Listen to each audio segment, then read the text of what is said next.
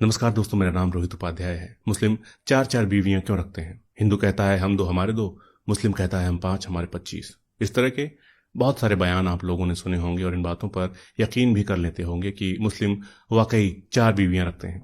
इस वीडियो में बात इसी विषय पर। हिंदू हम दो हमारे दो और वह हम 5 हमारे 25 करते रहे।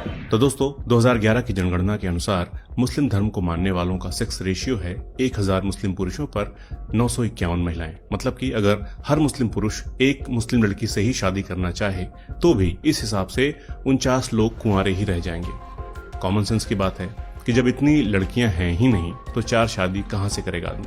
इसको लेकर रिसर्च भी हुई है कि किस धर्म के लोग सबसे ज्यादा बीवियां रखते हैं और हैरानी की बात यह निकल कर आई थी कि मुस्लिमों से ज्यादा पत्नियां हिंदू रखते हैं।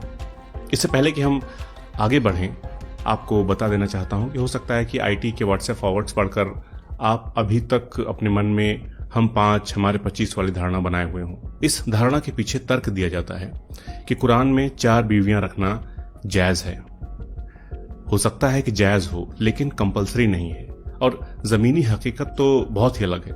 तो दोस्तों, धर्म और समुदाय के हिसाब से किसने कितनी शादियां की हैं, अंतिम बार इसकी गणना साल 1961 में की गई थी, जो हालांकि काफी पुराना डेटा है, लेकिन उसमें भी 1 से ज्यादा पत्नियां रखने वाले मुस्लिम समुदाय के सबसे कम लोग थे। सिर्फ 5.7% मुस्लिमों की ही 1 से ज्यादा बीवियां थी। वहीं 5.8% हिंदुओं की 1 से ज्यादा बीवियां थी।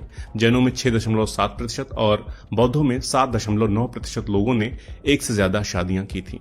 सबसे ज्यादा प्रतिशत था आदिवासियों का। 15.25% आदिवासियों ने 1 से अधिक शादियां की थी। तो कहने का मतलब है कि हर धर्म में पॉलीगमी है, छिप छिप कर ही सही, लेकिन बहुत ज्यादा किसी धर्म में भी नहीं है। इसके बाद फिर 1974 में सरकार ने एक और सर्वे कराया, मगर रिजल्ट जस का तस। इस बार 5.6% मुस्लिमों की ही 1 से ज्यादा बीवियां थी। वहीं हिंदुओं में 5.8% लोगों की 1 से ज्यादा बीवियां थी। 1993 में भी रिसर्च हुई, लेकिन ऐसा ही डेटा निकल कर आया। मानवाधिकार कार्यकर्ता जॉन दयाल की रिसर्च में भी ये बात सामने आई कि हर धर्म के लोग 1 से ज्यादा पत्नी रखते रहे हैं, लेकिन इसका प्रतिशत बहुत कम रहा है और धीरे धीरे और कम होता जा रहा है। 2006 में हुए नेशनल फैमिली हेल्थ सर्वे के आंकड़े बताते हैं कि 1.7% हिंदुओं की ही 1 से ज्यादा पत्नियां थीं, 2.5% मुस्लिमों की और 2.1% क्रिश्चियंस की 1 से ज्यादा पत्नियां थीं। पहली पत्नी से बच्चा या बेटा नहीं होना जैसी वजहों से लोग दूसरी शादियां करते हैं।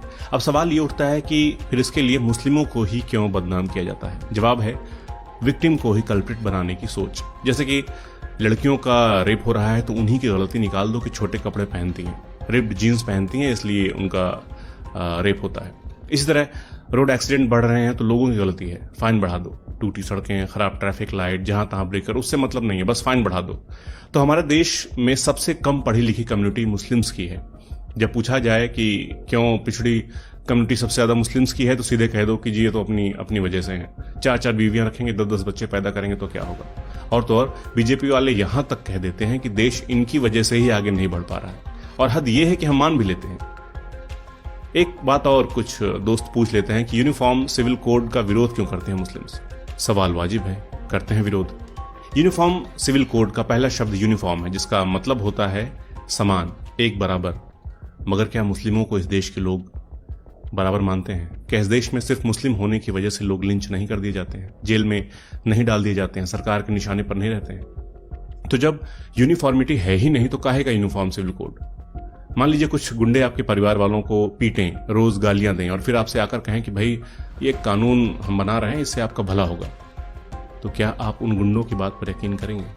नहीं करेंगे। इसलिए बार बार कहता हूं कि पहले हमें मुस्लिम सहित अपने सभी नागरिकों को अच्छे से शिक्षित करने की, एम्पावर करने की जरूरत है।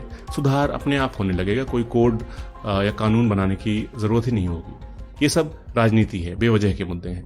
बाकी बेरोजगारी का आलम यही रहा तो क्या हिंदू क्या मुस्लिम, एक लड़की भी शादी करने को राजी नहीं होगी। 4 तो बहुत दूर की बात है, सब योगी मोदी जैसे हो जाओगे। इसीलिए रोजगार मांगो, महंगाई पर सवाल करो, मोहब्बत करो, नफरत नहीं। नमस्कार।